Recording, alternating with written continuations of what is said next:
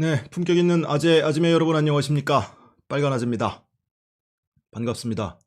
오늘은 음악으로 시작했습니다. 3시 정확하게 화면을 켜려고 했는데 1분 늦었습니다. 죄송합니다. 네, 이미 많은 분들이 들어와 계시네요. 라오스에서도 듣는다는 분이 계세요. 문수미님, 반갑습니다. 라오스에서 안부 전해주시는 분은 저는 처음 뵙는 것 같네요.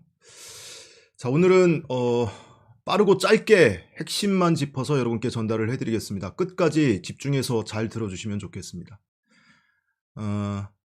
이 피의자 김진성 씨의 부동산 사무실을 제가 안 그래도 간간히 좀 들렀습니다. 서너 차례 좀 들렀었는데 마침 어제 있었던 상황입니다.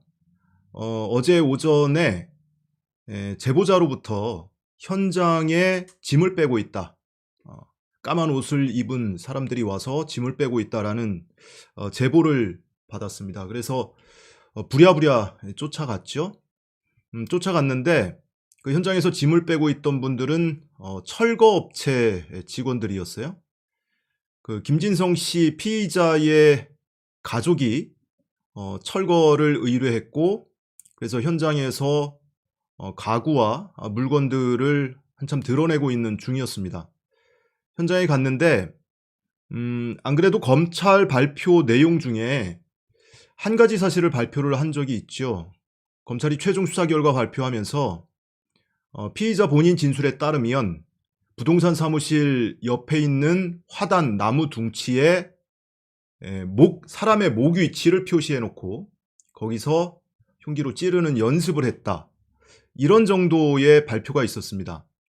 근데 과연 그것이 전부일까? 안 그래도 제가 이 부동산 사무실을 오다 가다 방문을 했던 이유는 뭔가가 더 있을 것 같아서 계속 방문을 했던 거거든요. 근데 마침 이제 문이 열려 있다고 하니 그 안을 좀 들여다볼 기회가 생겼습니다.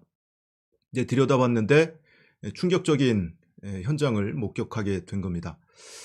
그 내용을 여러분께 있는 그대로 좀 보여드리려고 하는데요. 방송 전에 커뮤니티에 글을 올렸더니 사진 찍었냐 영상 찍었냐 하시는 분들 계신데 사진과 영상을 다 촬영을 했고요. 오늘 그 내용 중에 일부를 여러분께 공개하겠습니다. 자, 먼저 이 부동산 사무실을 내부를 보신 분은 아마 없을 겁니다. 저도 이 안으로 들어간 건 어제가 처음이에요. 이전에 경찰이 압수수색을 하던 날 밖에서 불이 꺼진 사무실을 틈을 이용해서 촬영을 했던 적은 있는데 이 안으로 들어갈 수 있는 건 어제가 처음이었습니다. 아마 처음이자 마지막이 아닐까 싶은데요. 그 내부 모습, 철거가 지금 진행 중인 상황입니다. 내부 모습 여러분께 우선 좀 보여드리죠. 내부 모습을 잠시 보실 텐데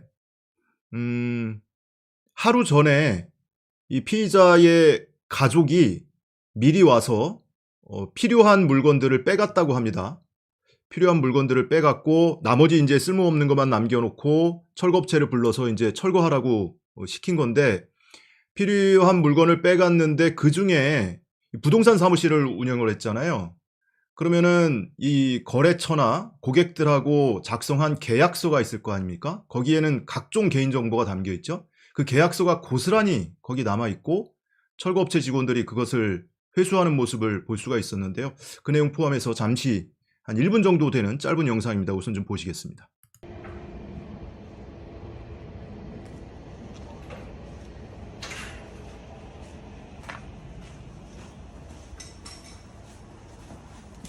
사무실 내부로 들어가는 모습이고요.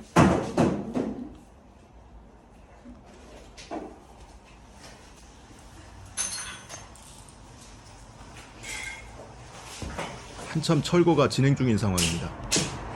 네, 전문 업체예요. 이거 뭐 계약서 이런 건데 이거 개인 정보 다 담겨 있는데 이것도 그냥 다 생겨쳐놓고 갔네. 저희는 다 닦아서 버리는 거라, 저기 책임을 업체가 버리는 거라. 성것도 있고. 2010년 것도 있어.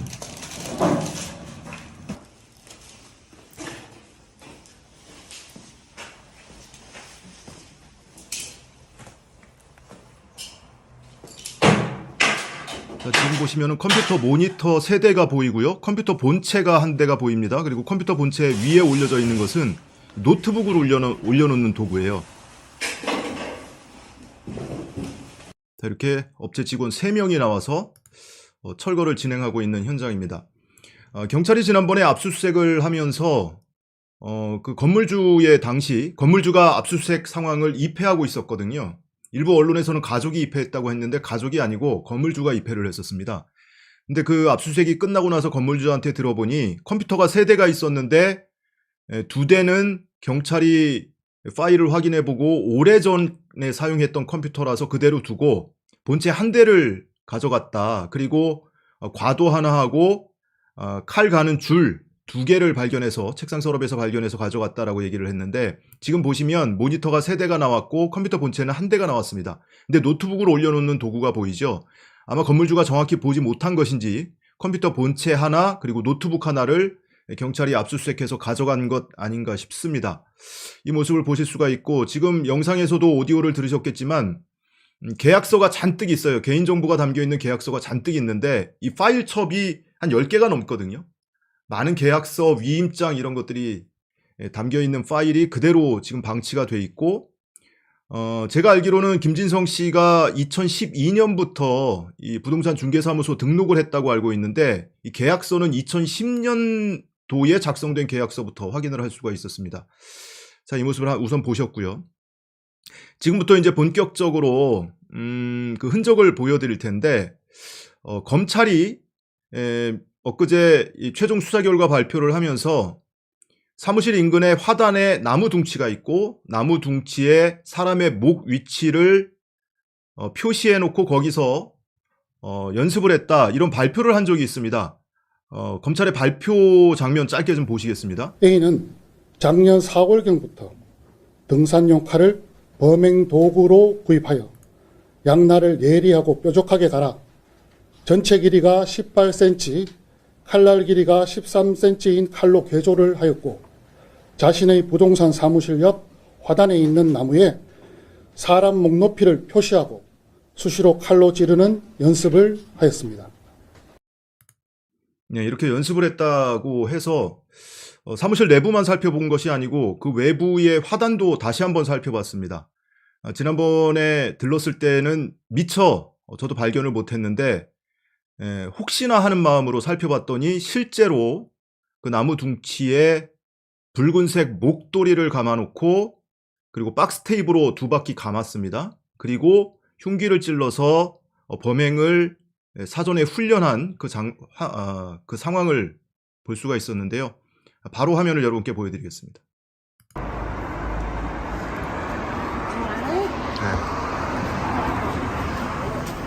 자, 옆으로 돌아 들어가면 이렇게 중간에 허리가 잘린 나무 둥치가 3개가 있습니다. 3그루가.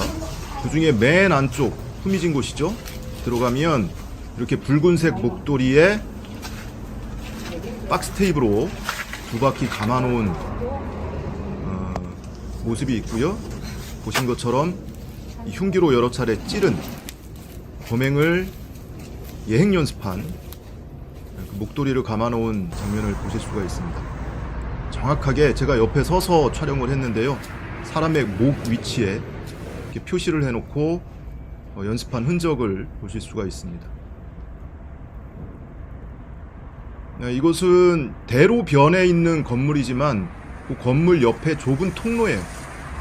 건물과 건물 사이에 좁은 통로라서 사람들의 시선을 피해서 연습을 할 수 있는 그런 장소로 보입니다. 자, 그러면 이 부분까지는 이것도 경찰이나 검찰이나 현장을 확인하진 못한 것 같아요. 아마 피의자의 진술을 토대로 수사 결과를 발표할 때 포함을 시켰던 것으로 보이는데 이 사무실 내부에도 이 못지않은 흔적이 있습니다. 경찰이 압수수색을 할 때요. 지난번에 압수수색 장면 보신 분도 계시겠지만 경찰이 부동산 사무실에 오자마자 가장 먼저 한 행동은 이 전면 통유리를 신문지로 전부 가렸습니다. 아주 조그만 틈도 남기지 않고 모두 가렸어요. 그래서 현장에 있던 기자들의 원성을 사기도 했고요. 많은 분들이 안 그래도 어떤 수사 결과가 나와도 이거는 정치적으로 논란이 있을 수밖에 없는 사건인데 그러면 그럴수록 모든 내용을 투명하고 공개적으로 해야지 왜 이렇게 압수수색 현장을 은폐하느냐라고 많은 분들이 의혹을 제기하셨는데요. 그 내부의 모습 지금부터 보실 텐데, 내부를 보시면 가장 첫 장면에 제가 발견한 이 피의자의 범행 모의 훈련 그 벽체가 나옵니다. 근데 벽체를 유심히 보시면 저도 이것이 처음에 샌드위치 판넬이나 무슨 뭐 석고보드나 이런 건 줄 알았어요. 근데 자세히 보시면 콘크리트 벽입니다. 그리고 얼마나 강력한 힘으로 수도 없이 찔러댔으면 이 콘크리트가 깨져서 안에 무슨 배관인지 단열재인지 이 은색이 보이는 장면까지 함께 보실 수가 있습니다. 지금부터 보여드리겠습니다.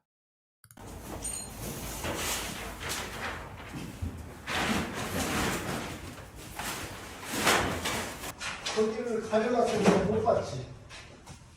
아, 여기 뭘로 가려져 있었어요? 예? A4 용지로 2장으로. A4 용지 2장으로 가려져 있었어요?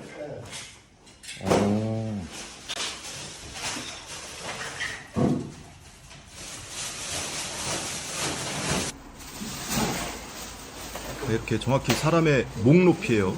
저보다 약간 제 목 높이보다 약간 낮아 보이고요. 이 뚫려 있는 곳을 보면 콘크리트 벽입니다. 콘크리트 벽이고 예리한 칼날 흔적이 이렇게 보이고, 여기는 보시면 콘크리트가 다 깨져 있죠. 그래서 안쪽에 저 은색 단열재인지 배관인지까지 드러나 있습니다. 그 콘크리트 벽이 꽤 두꺼워 보이는데 그 콘크리트 벽을 뚫을 정도로 수십 수백 차례 연습을 한 것으로 보입니다. 자, 그러면은 이 장면을 경찰이 창문을 다 가려놓고 이 현장을 1시간 넘게 압수수색을 했던 현장인데, 이 장면을 경찰이 발견을 못한 것이냐, 아니면 발견을 하고도 못 본 척한 것이냐, 뭐 의구심이 들 수밖에 없는데요. 그건 뭐 진실은 알 수가 없습니다. 밖에서 압수수색 장면을 볼 수가 없던 상황이었기 때문에 진실이 뭔지는 알 수가 없는데, 어쨌든 어제의 상황은 이 위치가 A4 2장으로 가려져 있었어요. 그리고 실제로 경찰이 압수수색을 하기 직전에 그 내부를 촬영한 영상과 사진을 제가 다시 주의 깊게 살펴보니 그때도 A4 2장으로 이 위치가 가려져 있었습니다. 자, 그 사진을 보여드릴 텐데요. 자, 이 장면입니다. 지금 경찰이 도착해서 박스 테이프로 통유리를 전부 신문지로 가리고 있는 중이에요. 그 와중에 작은 틈을 통해서 내부를 촬영했던 모습인데요. 이 동그라미 안에 있는 약간 흐릿하게 보이는데 이것을 채도를 좀 올려서 보시면 이렇게 좀 푸릇한 모습으로 보이죠? 여기에 A4 용지가 가로로 2장이 붙어 있는 겁니다. 자, 그래서 이것만 보고 정확히 알 수가 없으실 것 같아서 경찰이 현장에 도착하기 전에 이 사무실 밖에서 유리를 통해서 내부를 촬영한 사진이 있습니다. 그 사진을 보시면 바로 이 위치입니다. 이 위치에 스카치 테이프로 A4 용지 2장을 벽에 붙여놓은 모습 보이시죠? 자, 이 위치가 바로 조금 전에 영상에서 보신 이 범행 예행 연습 흔적이 남아있는 바로 그 위치입니다. 자, 그러면 이 가상으로 이 위치에 A4 종이를 걷어내면 바로 이런 장면이 되겠죠. 사무실 맨 안쪽 벽에 사람의 목 높이에 이렇게 범행을 연습한 흔적이 남아 있습니다. 자, 그러면 범행 내부와 외부에 이렇게 장기간에 걸쳐서 강력한 힘으로 수백 차례 훈련을 했던 거예요. 다시 한번 보여드리겠지만 이 내부의 벽은요, 콘크리트 벽입니다.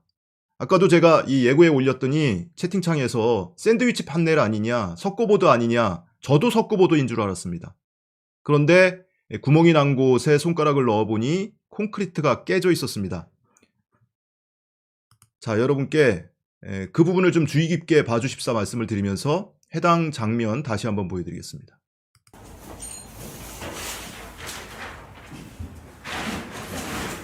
자, 멀리서 보면 이게 콘크리트인지 샌드위치 판넬 석고보드인지 잘 구분이 안 갈 수가 있는데, 여기 뭘로 가려져 있었어요? 예? 철거하시는 분들이 A4 용지 2장으로 가려져 있었어요? 종이로 붙어 있었다. 이것이 떨어지기 전에는 종이로 붙어 있었다라는 말씀을 해주셨어요. 자, 저의 목 높이보다 약간 낮은 정도. 보시면 손가락을 넣어서 보시면 콘크리트 벽입니다. 그래서 여기는 조금 반쯤 뚫리다 말았고요. 이쪽은 완전히 뚫렸어요. 그래서 몇 센티미터를 뚫고 들어가서 제 손가락 2마디 정도가 들어가는데요. 안에 배관 또는 단열재로 보이는 이 은색 코팅지가 보이고요. 콘크리트가 이렇게 잘게 부서져 있는 모습 보실 수가 있습니다. 자, 이 김진성 씨가 이 흔적을 보시면요. 자, 이 왼쪽 사진 한번 보시죠. 여러 각도에서 촬영을 했는데 흔적을 보시면 이 흉기를 날이 세로로 서 있질 않아요. 날이 가로로 들어가죠, 전부. 날을 눕혀서 가로로 찌르는 훈련을 했던 거고요. 이 화단에 있는 흔적도 마찬가지입니다. 나무 둥치에 범행 연습을 했던 장면도 칼날을 전부 가로로 찌른 흔적입니다. 그러니까 아마도 이 피의자가 한 번에 치명상을 주기 위해서 이렇게 수도 없이 훈련을 하고, 그리고 이 사람의 목에 한 번에 치명상을 줘야 될 거 아니에요. 한 번 실패하고 나면 다시 기회가 없을 테니까 혈관은 세로로 지나지 않습니까? 그러니까 한 번에 치명상을 입히기 위해서 칼날을 뉘어서 가로로 찌르는 연습을 이렇게 했던 것이다. 아마도 컴퓨터 포렌식을 경찰이나 검찰이 했는데 그 안에서는 이 사람 목에 동맥과 정맥이 어디로 지나가는지 그 해부도까지 찾아본 흔적이 있지 않을까, 강력하게 추정을 해볼 수가 있습니다. 그러니까 이재명 대표가 와이셔츠를 입고 있었잖아요. 그래서 와이셔츠 깃은 조금 딱딱하고 두껍죠. 두 겹입니다. 한번 접히니까. 이것을 칼날이 뚫고 들어간 거 아닙니까? 뚫고 2 내지 2.5cm가 들어간 거예요. 그래서 경정맥의 60%, 이 혈관의 60%까지 관통을 했다. 조금 더 깊이 들어갔다면 칼날이 더 넓어지죠. 그리고 바로 안쪽에 있는 경동맥까지 들어갔다면 그 자리에서 현장에서 치명상을 입을 수도 있는 그런 상황이었습니다. 천운이죠. 천운입니다. 경찰이나 검찰이 발표하기를 이 피의자가 이 범행을 준비한 것이 지난해 4월부터였습니다. 지난해 4월부터 이 흉기를 인터넷에서 구매하고 사무실에서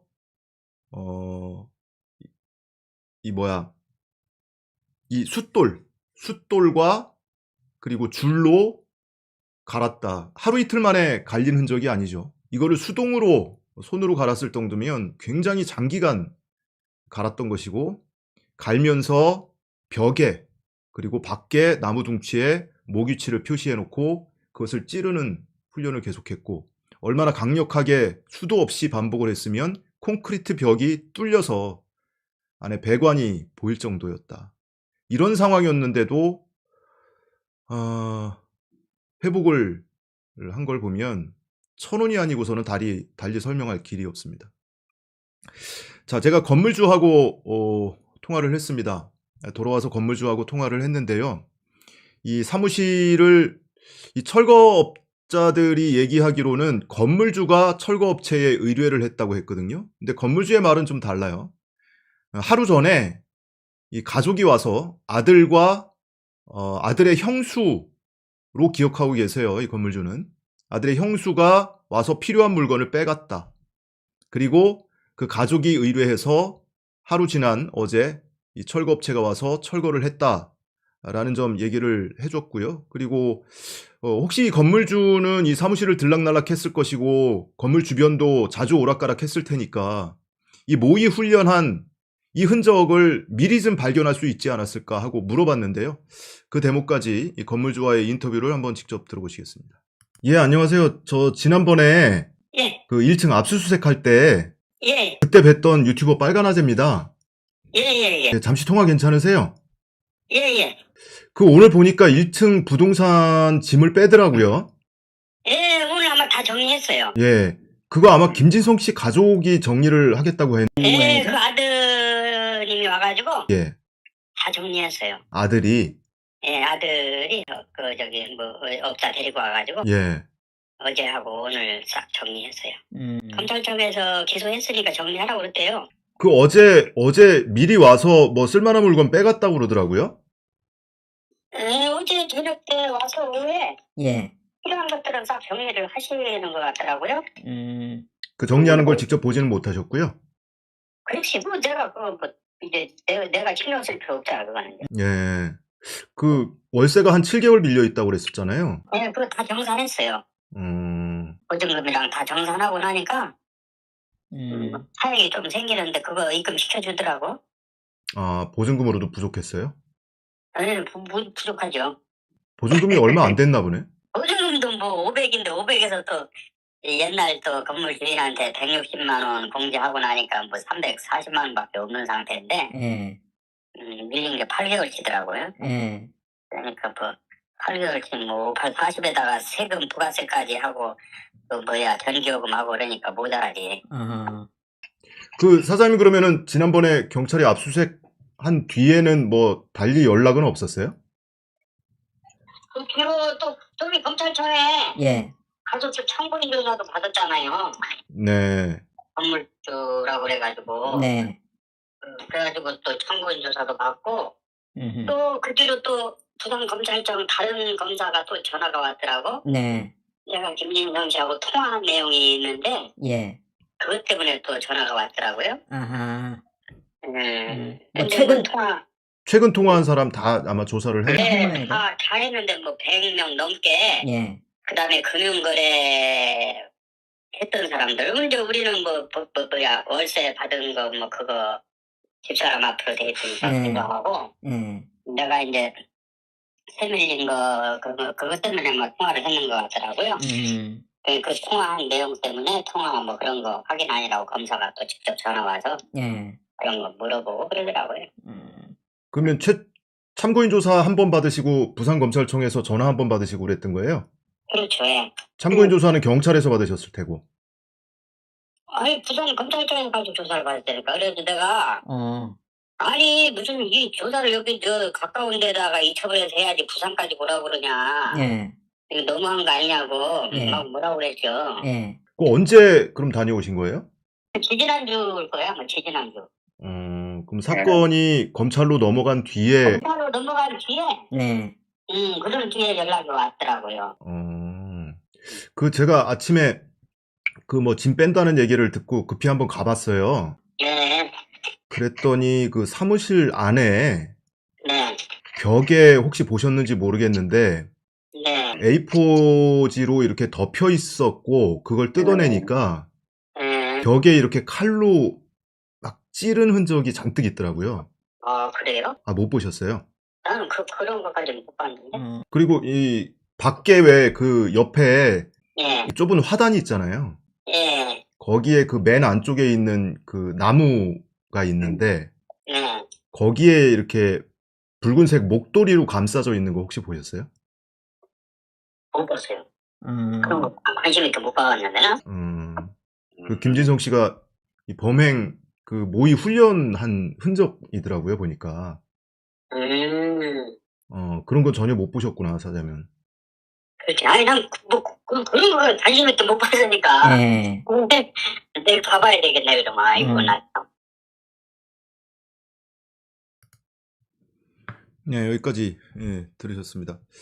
그러니까 이 건물주의 얘기는 검찰이 사흘 전에 기소를 했잖아요. 이 김진성 씨와 그리고 방조범, 공범을 기소를 했는데 기소하자마자 가족한테 연락이 왔더라는 거예요. 그래서 가족이 이제 기소했으니까 부동산 사무실 정리해도 된다라고 해서 가족이 정리를 하겠다고 찾아왔다.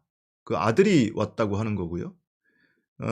그리고 이제 지금 인터뷰에서는 편집을 했지만 이 건물주 얘기에 의하면 이 아들과 뭐 형수라는 분이 왔는데 두 분 다 굉장히 뭐 예의 바르고 경우가 있는 사람들이라는 거예요. 그래서 죄송하게 됐다고, 그래도 이거는 다 깔끔하게 정리를 해드리는 게 도리일 것 같아서 정리를 하려고 한다 해서 나머지 뭐 공과금이라든지 아니면 보증금 다 까지고 남은 월세 밀린 것, 그런 것들을 지금 다 이제 변제를 했다고 합니다.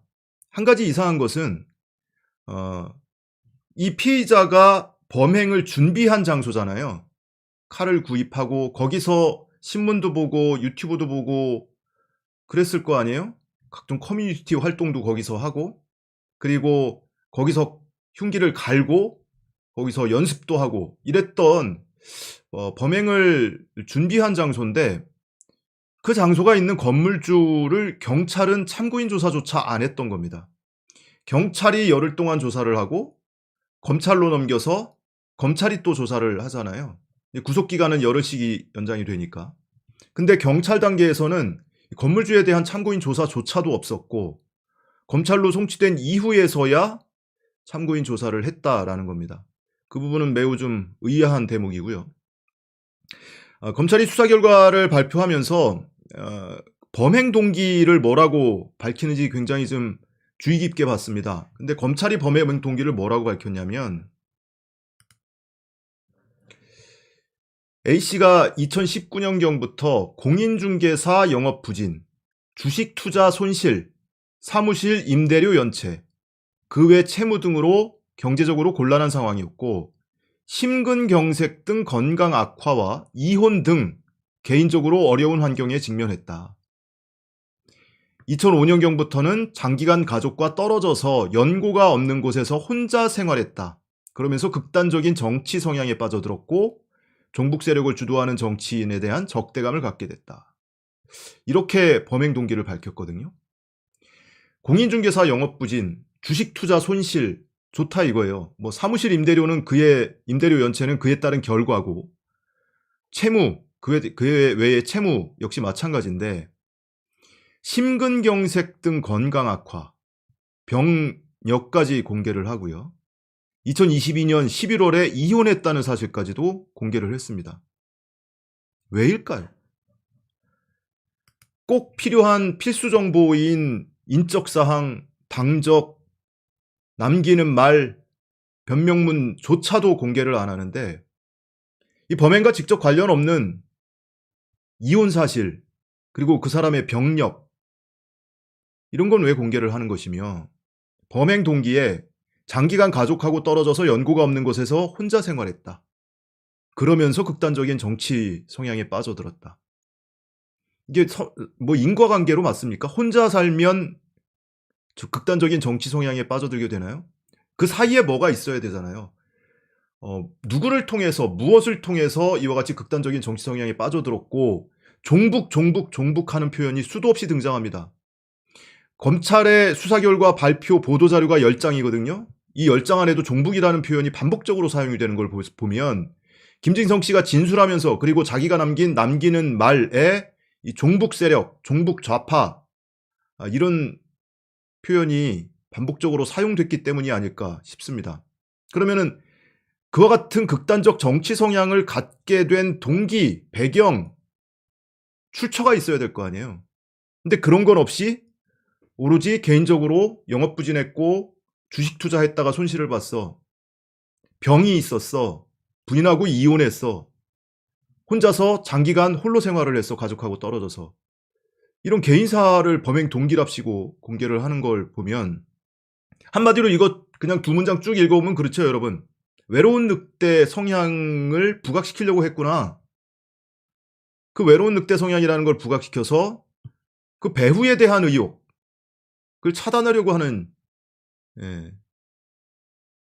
함의가 이 행간에 담겨 있다라는 것을 느낄 수가 있습니다.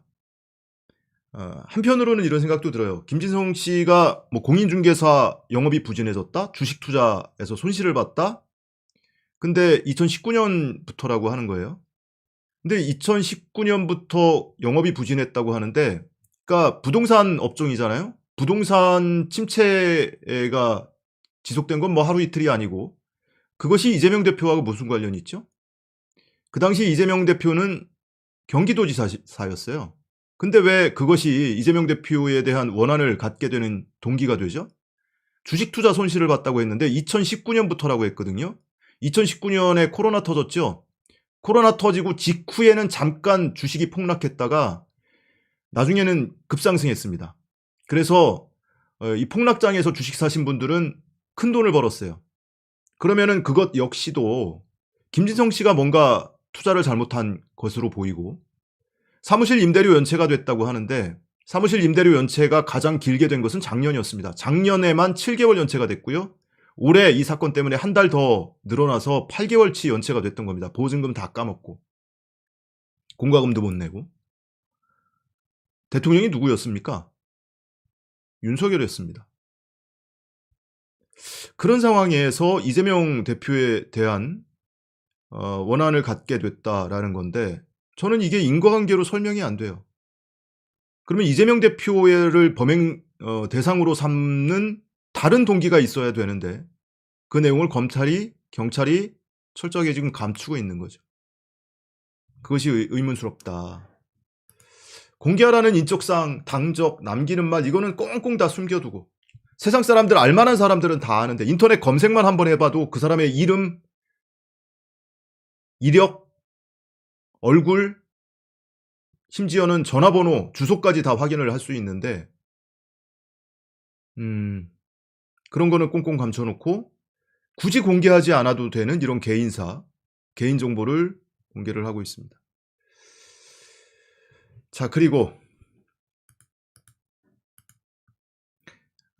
이 검찰의 수사 결과를 보면요. 이 피의자의 범행 경위에 대해서 아마 피의자의 진술과 그리고 남기는 말을 토대로 작성을 한 것 같은데요. 이런 대목이 있습니다. 22대 국회의원 선거에서 피해자 주도로 이재명 대표 주도로 종북 세력이 공천을 받아서 다수 의석을 확보하고 이를 바탕으로 피해자가 차기 대통령이 되는 것을 저지하겠다는 의도로 범행에 이른 것으로 확인됩니다. 그리고 이 밖에도 검찰 수사 결과 발표를 보면 이 종북 세력에 대한 원색적인 비난을 남기는 말이라는 문서에 잔뜩 써놨다고 해요. 종북 세력이라는 단어 어쨌든 눈에 띄고요. 피해자를 살해하는 것이 자유주의를 지키는 근본적인 해결책이라는 극단적 생각에 빠져서 범행에 나아갔다. 종북 세력에 대한 감정이 좋지 않고요. 자유주의라는 표현도 또 눈에 띕니다. 뭐 이분이 뭐 못 배운 분은 아닐 거예요. 그래도 영등포 구청에서 7급 공무원까지 하고 퇴직을 하셨던 분이고 개인 사업을 하는 분이니까 이런 표현을 어디서 그렇게 많이 들었을까? 우리가 뭐 배후 하는데요. 배후라는 게 누가 칼을 쥐어주고 저 사람 가서 살해해. 돈을 쥐어주고 저 사람 가서 살해해. 이런 것만 배후가 아니죠. 이런 것이 배후입니다. 종북 주사파, 협치 불가능하다. 공산 전체주의 세력, 자유사회를 교란한다. 자유라는 표현 참 임기 초에 많이 썼죠. 언론도 마찬가지입니다. 2, 3년 내 종북 세력 정리하면 역사적인 인물이 될 것이다. 이렇게 부추깁니다. 이 윤석열과 한동훈이 줄곧 2년이 다 돼가도록 이재명 대표를 향해서 중범죄자다. 확정적 중범죄자다. 중대 범죄가 있다. 이러면서 만나지도 않고 야당의 대표입니다. 국회 제1당이에요. 근데 소수 여당의 비대위원장이 이 제1야당 대표를 향해서 내뱉는 언사를 한번 보세요. 정치도 이런 정치가 없습니다. 그리고 공산 전체주의 종북 세력 정리하면 역사적 인물이 될 것이라고 대통령을 부추기고 그 지지자들을 부추기는 언론. 이것이 직간접적인 배후 중에 하나가 아닌가 저는 그렇게 생각을 하고요. 이 김 씨가 범행에 실행에 착수한 것, 준비에 착수한 것이 2023년 4월입니다. 그러니까 이런 표현들이 많이 등장했던 게 주로 2022년이거든요. 그러니까 이 영향을 피의자가 받고 누군가는 그 주변에서 범의를 확고하게 갖도록 주입시키고 세뇌시키고 멀쩡한 사람이거든요. 공무원도 했었고요. 개인 사업도 10년 넘게 하고 있고요. 그리고 주변의 세평에 따르면 매우 온화한 성품이라고 합니다. 다만 정치에 이만 나오면 사람이 돌변하고 어디에 세뇌당한 사람 같더라. 과격해지더라. 이런 목격담을 들을 수가 있었는데요. 그 과정에서 본인이 주저주저 할 때, 뭐 이미 이번 범행 전에도 4차례나 따라다녔다는 거 아니에요? 23년 6월과 7월, 부산과 서울, 그리고 11월, 12월, 그 역시도 부산과 서울, 부산까지도 KTX 타고 다니면서 이렇게 따라다니고 범행을 실행하려고 늘 이 흉기를 지니고 다녔다는 거 아닙니까? 플래카드로 감기도 하고 종이로 감기도 하고 하면서 이제 은폐한 거죠. 그렇게 할 때마다 때로는 본인이 내적 갈등을 일으킬 수도 있지 않습니까? 그러면 끝내 이 장기간에 걸친 범행 준비 과정을 거쳐서 그것을 실행에 옮기기까지 이렇게 한 사람이 괴물화 되기까지 작동한 힘, 그 힘을 찾는 게 검찰, 경찰의 수사 방향이어야 하지 않습니까? 그런데 행여나 시민들이 그 힘을 또 찾을까봐, 그 집단, 사람, 무엇을 찾을까봐 신상 정보조차도 공개하지 않고 있는 거죠. 이 사건은 검찰이 최종 수사 결과를 발표하고 기소 재판에 넘겼다고 해서 이대로 지나갈 수가 없는 사안이다. 한두 번 충동적으로 저지른 범죄가 아니란 말이에요. 지금 흔적 보셨지만 그럴 수 있는 범죄가 아니다. 그 편지를 남기는 말을 범행 실행 이후에 우편으로 보내달라고 부탁을 했던 사람, 뭐 작년 5월에도 이야기를 듣고 올 1월에도 이야기를 들었다고 해요. 내가 이재명을 처단할 것이다. 그러니 범행이 실행되면 이것을 언론사와 가족에게 보내다오.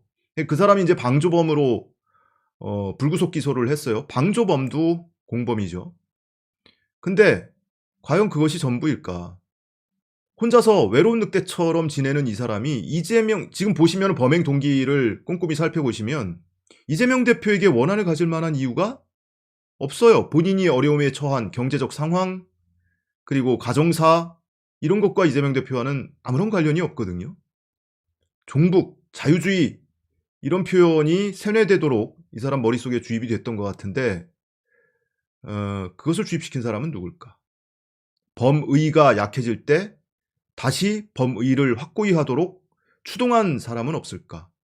그런 의심은 우리는 할 수밖에 없는 거죠. 결과적으로는 뭐 좋습니다. 인적사항 공개 안 해도 되고 얼굴 공개도 안 해도 돼요. 좋다 이거예요. 한 가지, 이 사람이 작성한 8장짜리 남기는 말은 반드시 공개돼야 된다. 증거라서 공개 못한다고요? 압수한 물건이라서 공개 못한다고요? 증거고 압수한 물건이면 공개하는 사례가 없습니까? 검찰이 공개를 못한다면 법원이라도 공개를 해야 됩니다. 재판 과정에서. 기소가 됐으니까 이제 부산에서 재판이 열릴 거예요. 그러면은 증거조사를 하겠죠? 이거는 범행의 주요한 증거 중에 하나예요. 서증 중에 하나입니다. 그러면은 법정에서 증거조사를 해야 돼요.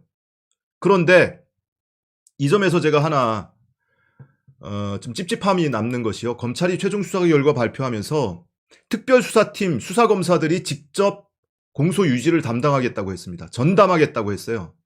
그러니까 수사검사가 직접 재판을 직관하겠다. 직접 재판에 참여를 하겠다라는 거거든요.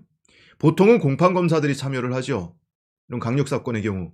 그럼 공판검사가 수사팀으로부터 받은 수사 기록을 가지고 공판 유지를, 공소 유지를 합니다. 근데 그렇게 되면 뭐 달리 경계심 없이 증거조사할 때, 서증조사할 때 이 사람이 남긴 서증 다 공개를 하겠죠. 제시하고 현출하겠죠. 근데 수사검사들이 이 수사 결과 발표와 마찬가지로 이 피의자에 대한 정보를 철저히 은폐하고 가리려고 이미 마음을 먹고 있는 사람들이라면 법정에서 이 남기는 말이 공개되는 것을 최대한 막으려고 하지 않을까? 서중조사를 할 때도 직접 모니터에 현출하지 않거나 또는 심지어는 재판부를 향해서 증거조사할 때 비공개 재판을 하게 해달라. 언론인이나 방청객 다 내보내달라. 이렇게 요구할 수도 있지 않을까? 이런 가능성까지 열어놓고 이 재판을 지켜봐야겠습니다. 아무튼 오늘의 상황이 아니고 어제의 상황이라는 거 다시 한번 말씀을 드리고요. 그리고 어제 취재를 하고 돌아왔는데 그리고 이 건물주와 통화한 것도 어제입니다. 근데 이 영상 편집하고 건물주하고 인터뷰 내용은 공개하겠다라고 허락을 받았는데요. 그래도 신원보호는 필요한 것 같아서 음성 변조도 좀 했고 그 준비 과정을 거쳐서 오늘 여러분께 공개한다는 점 다시 한번 말씀을 드리고 현장 영상 범행 연습 흔적이 담겨있는 영상만 한 번씩 더 보고 짧은 영상이니까요. 한 번씩 더 보고 마무리하도록 하죠. 자, 이 간판 옆으로 좁은 통로가 있습니다. 건물과 건물 사이에 이 나무 둥치 허리가 잘린 나무 둥치가 3그루가 있고요. 그 중에 맨 안쪽 나무 둥치까지 가면 이렇게 붉은색 목도리 독일제더라고요. 메이드 인 저머니 독일제 목도리를 감아놓고 이 가로로 칼날을 눕혀서 수십 차례 이렇게 연습을 한 흔적 보실 수가 있고요. 정확하게 사람의 목 위치를 겨누고 있습니다. 자, 이어서 사무실 내부 벽면에 있는 흔적도 다시 한번 보여드리겠습니다. 네, 입구로 들어가면 바로 정면 맞은편에 여기고요. 아, 여기 뭘로 가려져 있었어요? 예?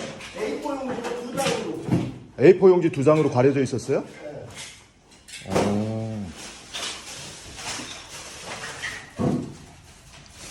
자, 여기도 역시 칼날을 눕혀서 가로로 세로로 지나가는 혈관을 한 번에 치명상을 주겠다는 의도가 담겨 있는 것으로 보이죠. 가로로 이렇게 수없이 연습한 흔적이 있고요. 보시면 콘크리트입니다. 이게 샌드위치 패널이나 석고보드가 아니다라는 거 화면으로 확인하실 수가 있습니다. 그리고 저 안에 배관까지 뚫고 들어갔어요. 손가락 2마디 정도가 들어가는 깊이까지 뚫고 들어갔습니다. 자, 제가 직접 목격하고 촬영한 것은 이 2가지 장면인데요.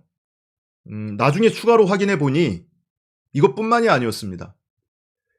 소파, 이 사무실 안쪽에 소파가 있었거든요. 소파 등받이 뒤쪽에도 이 칼날 흔적이 잔뜩 있더라는 거예요. 근데 그걸 제가 보지 못했어요. 그거를 나중에라도 보려고 했는데 이미 소각장으로 보내졌다고 합니다. 그러니까 그 소파에 남아있는 흔적은 영영 볼 수가 없는 거예요.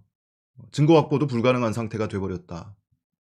근데 검찰이 발표를 할 때 이 피의자가 처음부터 이 개조한 칼을 사용한 것이 아니고 처음에는 과도를 가지고 연습을 했다고 하죠. 근데 과도로 가지고 연습을 했는데 강도가 부족할 것 같아서 그래서 부러지지 않는 더 강력한 흉기를 구입했다. 그러니까 소파 등받이 뒤쪽이면 사람의 목 높이하고도 다르잖아요. 그러니까 아마도 초기에 범행 준비 초기 단계에서 과도를 가지고 연습했던 흔적이 소파에 남아있는 것 아닐까 생각이 들고요. 지금도 이 건물 내부 벽에 있는 흔적과 건물 외부 화단에 남아있는 흔적은 지금도 여전히 남아있습니다. 바로 어제 촬영한 모습이니까요. 필요하다면이 아니고 반드시 해야 되겠죠. 피의자 말만 듣고 공소장에 써놓고 할 것이 아니고 촬영하고 증거 확보를 해야 되지 않겠습니까? 그리고 더더군다나 건물 내부에 있는 것은 경찰이 압수수색할 때 발견을 못했다면 지금이라도 이 벽체를 철거하기 전에 증거 확보가 필요하다 이렇게 말씀을 드리고 꼭 한 가지 다시 한번 거듭거듭 말씀드리는데 이 피의자 본인이 작성한 이 남기는 말 그것은 이 세기에 남을 세기적 테러범 아닙니까? 백색 테러, 유인 암살 시도범 아닙니까? 그 사람이 남긴 글을 국민이 알 권리가 있잖아요. 국민 앞에 낱낱이 공개해야 한다라는 말씀 다시 한번 드리고 오늘 영상은 짧게 핵심만 전해드리는 것으로 마치도록 하겠습니다. 시청해주신 여러분 고맙습니다. 그리고 화면에 나온 연습 장면, 훈련 장면은 얼마든지 모니터 캡처하셔서 퍼나르시고 활용하셔도 좋겠습니다. 여기서 마치겠습니다.